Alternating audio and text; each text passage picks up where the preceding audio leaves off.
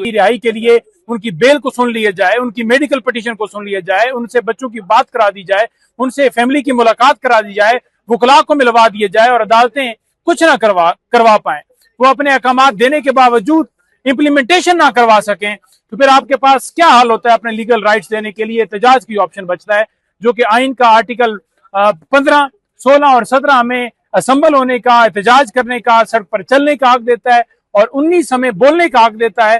5 अगस्त को ओवरऑल अगर देखा जाए खैबर पख्तूनख्वा के अंदर एक जलसा होगा अजीम शान, जिसमें खैबर पख्तूनख्वा से लोग वहां पर इकट्ठे होंगे। पंजाब वाले वहां पर नहीं जाएंगे, ना वहां सिंध वाले जाएंगे, ना वहां गिलगित बल्दिस्तान वाले जाएंगे, वो अपने अपने सूबों के अंदर एहतजाज करेंगे। पंजाब के हवाले से भी लाएमल बिल्कुल तैयार है इंशाल्लाह ताला, पंजाब में भी हम आपको सरप्राइज देंगे। और जो 5 अगस्त के दिन के ऊपर पेशावर में इंशाल्लाह ताला अजीम शान जलसा होने जा रहा है, पूरे खैबर पख्तूनख्वा को कॉल दी गई है और सुहेल अफरीदी इसमें बड़ी एफर्ट कर रहे हैं, उनके काबीना के मेंबरान, तमाम एमपीज एमएनएज अपनी जान लड़ा रहे हैं इस जलसे को कामयाब करने के लिए। ये जलसा जो है एक पावर शो होगा जिसमें आवाम की तादाद को इकट्ठा किया जाएगा और वो मैसेज देगा कि हम किस तरह तैयार हैं तहरीक के लिए, किस तरह लॉन्ग मार्च के लिए तैयार हैं। एक्सपेक्टेड यही है कि उस दिन इंशाल्लाह ताला लॉन्ग मार्च की कॉल दे दी जाएगी। नहीं हैदर पटेल साहब, इससे पहले भी मुतादिद बार पाकिस्तान तहरीक इंसाफ फाइनल कॉल्स दे चुकी है। 11 अक्टूबर जो अक्टूबर के महीने में गंडापुर साहब आए थे, उसके बाद 26 नवंबर 24 नवंबर को भी आप लोगों ने कहा था फाइनल कॉल है। मुतादिद बार पाकिस्तान तहरीक इंसाफ फाइनल कॉल दे चुकी है। अब की बार जो फाइनल कॉल आप दे रहे हैं, इसमें और माजी की फाइनल कॉल्स में क्या फर्क होगा? देखिए, माजी की फाइनल कॉल के अंदर फर्क ये है, एक तो ये है कि माजी से बंदा गलतियां होती हैं, गलतियों से बंदा सीखता है, तो जिस जगह पर हमारी कमजोरी हुई उस जगह को रिड्रेस करेंगे। पहली दफा सुहेल अफरीदी की क़यादत के अंदर यानी जो जब नए सीएम बने उसके बाद पहली दफा उनकी तरफ से लॉन्ग मार्च की, और अली मीन गंडापुर साहब 2 दफा है, उस वक्त अली मीन गंडापुर साहब थे, इस दफा सुहेल अफरीदी होंगे। और पिछली जो माजी के अंदर गलतियां हुई हैं उन गलतियों को रिड्रेस करते हुए हम आगे बढ़ेंगे और इंशाल्लाह ताला आप देखेंगे कि जो नारा होगा वो इमरान खान की रिहाई का नारा होगा। इमरान खान की रिहाई इस पाकिस्तान की रिहाई है, इस निजाम की रिहाई की तरफ पहला कदम है और इंशाल्लाह ताला इमरान खान की रिहाई के साथ ही फिर वापसी होगी। ट्रक वगैरह भी तैयार है क्या? उसी तरह ट्रक में आएंगे या फिर इस दफा गाड़ियों में आएंगे या पैदल आएंगे? क्या करने जा रहे हैं, क्या प्लानिंग होगी? देखिए, प्लानिंग मैं शेयर नहीं कर सकता, लेकिन जाहिर बात है काफिले जो है वो गाड़ियों की सूरत में ही चलेंगे, लेकिन आगे उसमें काफिलों को आगे फिर कैसे आगे बढ़ाना है वो आपको लाएमल इंशाल्लाह ताला उस दिन पे बताया जाएगा कि कैसे हमने इस जेली निजाम के ऊपर प्रेशर बनाना है, क्योंकि वक्त से पहले कोई भी चीज प्लानिंग बताई हुई फिर उस हिसाब से आपका मुखालिफ जो है वो इंतजाम कर लेता है, तो हमने इंतजाम किया है। आना किधर है, इस हवाले से क्या अपडेट है कि आना किधर है? क्या फिर केबीके के अंदर ही बैठ कर आप लोग एहतजाज करेंगे या फिर मूव करेंगे आगे की जाने? नहीं, देखिए, खैबर पख्तूनख्वा आपका अपनी हुकूमत है, वहाँ आपका अपना सूबा है, वहाँ बैठने का तो कोई फायदा नहीं होगा। वो बैठेंगे, फॉर एग्जाम्पल वो हाई कोर्ट के इंटरवीन करेंगे, आपको उठा के कहेंगे साइड पे हो जाए, तो आपको मार्च करना पड़ेगा। इस निजाम के ऊपर प्रेशर तभी बनेगा। आप लोगों ने देखिए, बिल्कुल इस्लामाबाद जी, इस्लामाबाद के अलावा अलीमा साहिबा ने तो कहा अडियाला जाएंगे।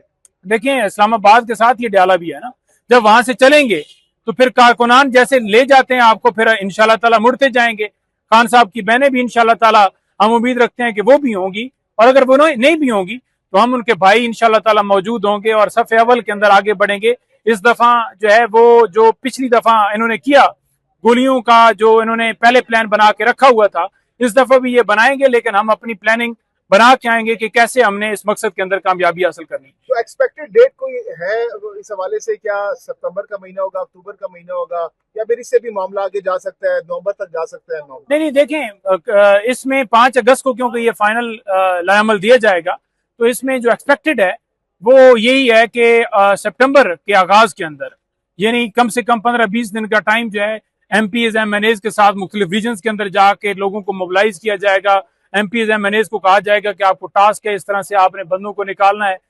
एक टाइम दिया जाएगा, कोई ये ना कहे कि हमें टाइम नहीं दिया तैयारी का। कम से कम जो है 15-20 दिन का टाइम दिया जाएगा, यानी 3 से 4 हफ्तों के अंदर अंदर वो कॉल हो। ये भी हो सकता है कि अगस्त के आखिर में हो जाए, लेकिन फर्स्ट वीक के अंदर जो है वो ज्यादा प्रोबेबली जो है वो मुमकिन है। लास्ट टाइम जब आप लोग आए थे इस्लामाबाद की जानिब, पंजाब में उस तरीके से उस तरह से शिरकत नहीं की थी, अब की बार क्या प्लानिंग है पंजाब के हवाले से? देखिए, लास्ट टाइम जो गलती हुई थी, या ये कह लें कि गलतियों से बंदा सीखता है, वो ये था कि हम पंजाब से निकलें और उस दिन के ऊपर निकलें और हम आगे बढ़ें और इस्लामाबाद काफिलों को ज्वाइन करें। लेकिन इशू ये है कि दरमियान में 3 दरिया आते हैं, फॉर एग्जाम्पल यहाँ पर आता है जो सरगोदा खुशाब ये एरिया, इसमें दरिया जो है वो आपका झेलम आता है, फिर आगे चनाब आता है। इसी तरह जनूबी पंजाब वाला वहां पहुंचते पहुंचते या लाहौर वाले रावी को क्रॉस करते, तो जब मेन रास्ते बंद होते हैं, आप की हुकूमत तो नहीं है पंजाब में कि आप मशीनरी लेकर या आपके पास जो है वो हुकूमती इंतजाम होंगे और आप आगे बढ़ेंगे। पंजाब में एक अलग सिनेरियो होता है, आपकी हुकूमत नहीं है, आपके घरों में बैठ जाते हैं, चादर चार दीवारी का तकद्दस पामा, कारकुनान के घरों में गिरफ्तारियां शुरू होती हैं। अभी भी सुनने आ रहा है कि जो वारंट्स हैं वो निकाले जाएंगे और लोगों को फिर से गिरफ्तार किया जाएगा। तो पंजाब के अंदर और हालात हैं, वहां आपके लिए करना मूव आसान नहीं है। जैसे मैं एक छोटी सी मिसाल दे के आगे बढ़ूंगा कि सरगोदा के अंदर हम 5 से 7 हजार का काफिला लेकर आगे बढ़े, खुशाब की तरफ गए कि हम उस पुल से क्रॉस करेंगे, लेकिन हुआ ये कि जब हम पुल के ऊपर पहुंचे तो वहां आगे से भी डीपीओ पुलिस कैमरा आ गया, पीछे से भी पुलिस थी, उन्होंने 71 हमारे कारकुनान को, और उनके पास हमारे पास ना शेलिंग होती है, ना लाठी चार्ज हम कर सकते हैं, ना हमारे पास बंदूक होती है, पुरअमन लोग होते हैं, पुरअमन कारकुनान होते हैं, और हमारे लीडर ने यही दरस दिया है। तो उसमें क्या हुआ कि लोगों को मुंतशिर किया जाता है, कोई कश्तियों में बैठ के फिर आया, कोई किसी रास्ते से आया एक एक करके। तो इसलिए हमने ये सोचा है कि हम कोई इस तरह का प्लान करें कि हम उस काफिले के अंदर शामिल हो जाएं। तो प्लान अगर हम आपको बता देंगे तो उनको पता चल जाएगा, तो वो फिर हमें रोक लेंगे। नहीं मौजूदा साहब, आपको नहीं लगता लोग डरे हुए हैं, जिस तरह कश्मीर में हुआ, जिस तरह 26 नंबर को हुआ और जिस तरह टीएलपी के साथ हुआ, तो आप समझते हैं जनूबी पंजाब से लोग निकलेंगे? देखिए, लोगों को पहले भी पता था कि इन्होंने जो है वो जो ऑपरेशन उससे पहले किया, 4 को किया, लोगों को 26 नवंबर को भी पता था। उसके बाद भी जब जब कॉल्स हुई, आप देखते रहे, यहाँ भी बड़ी काफी तादाद के अंदर कारकुनान पहुंचते रहे, तो लोग जो है ना वो गोलियों से नहीं डरते। लेकिन जब देखिए ऑपरेशन होता है, उस ऑपरेशन के अंदर आपके 10,000 लोग गिरफ्तार कर ली जाए, यानी ऑपरेशन करके, लाइटें बंद करके, स्नाइपर्स बिठा के ऊपर से गोलियां मारी जाए, आपके लोगों को शहीद कर दिया जाए, लाशों को गायब कर दिया जाए, हॉस्पिटल्स का रिकॉर्ड खत्म कर दिया जाए, तो वो एक ऑपरेशन था जो पुरअमन लोगों के खिलाफ। देखें, कश्मीर के अंदर पहाड़ी इलाका है, थोड़ा एक और है, लेकिन इस दफा देखें हम उस वक्त एक बंद गली के अंदर पहुंच चुके थे कि डी चौक ना आगे जाने का रास्ता था ना पीछे जाने का, तो उन्होंने हर तरफ से काबू कर लिया था। अब हम इस तरीके से आएंगे कि काबू भी ना आए और हम अपने मकसद में कामयाब। अच्छा हैदर पंजुल साहब, इससे पहले हमने देखा कि पाकिस्तान तहरीक इंसाफ के अंदर कुछ आवाजें ऐसी थी जो कि कह रही थी कि मुफाहमत का रास्ता इख्तियार करना चाहिए बजाय इसके कि मुज़ाहमत की जानिब जाया जाए। क्या अब इस बात पर इत्तेफाक हो चुका है पूरी पार्टी की क़यादत के दरमियान के मुज़ाहमत ही होगी तो उसके बाद मुफाहमत होगी?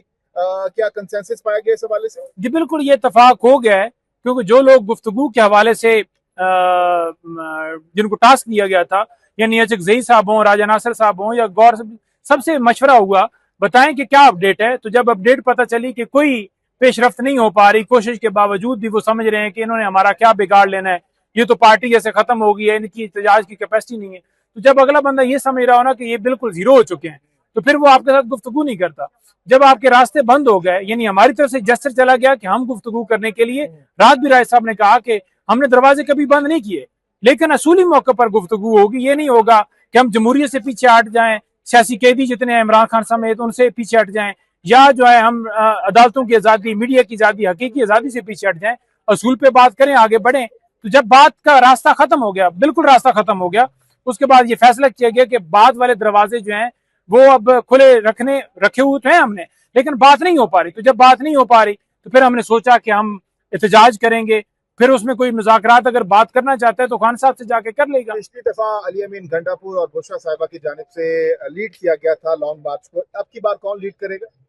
देखिए, अब की बार सोहेल अफरीदी लीड करेंगे और उनके साथ जुनेद अकबर हैं, हम तमाम लोग हैं, सूबों के सदूर हैं, राजा साहब हैं, और सबसे बड़ी अच्छा, जई साहब और अलामा राजा नासिर अब्बास साहब लीड नहीं करेंगे क्या?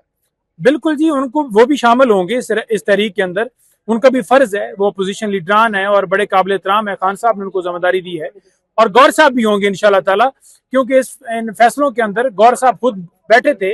और गौर साहब ने भी, आपने देखा होगा कि पहली दफा गौर साहब का भी बयान इस हवाले से था कि बातचीत से मामला नहीं हल होने की तरफ बढ़ रहा, तो हमें एहतजाज ही करना है, तो यही ऑप्शन बचा है। तहरीक तहफ़्फ़ुज़ यानी पाकिस्तान की क़यादत और पाकिस्तान तहरीक इंसाफ की क़यादत तमाम तर एक ही ट्रक पर क़यादत मौजूद होगी। देखिए, एक ट्रक हो या 2 हो, ठीक है, बात यह है कि सारे इंशाल्लाह ताला आएंगे, चाहे अपनी गाड़ी में कोई बैठ जाए या ट्रक पे सवार हो जाए, छूट किसी के लिए नहीं है।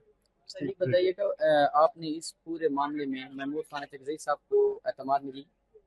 देखिए जी, ये फैसला जैसे कि सलमान राय साहब ने भी बताया और गौर साहब ने भी बात की कि ये फैसला इमरान खान साहब की रिहाई के हवाले से तहरीक इंसाफ ने किया है, और तहरीक जो है रिहाई के हवाले से हमारा ही फर्ज है उनसे भी हम बात करेंगे कि वो इस काफिले के अंदर ज्वाइन करें, शामिल हो, उनसे भी मुशावरत होगी।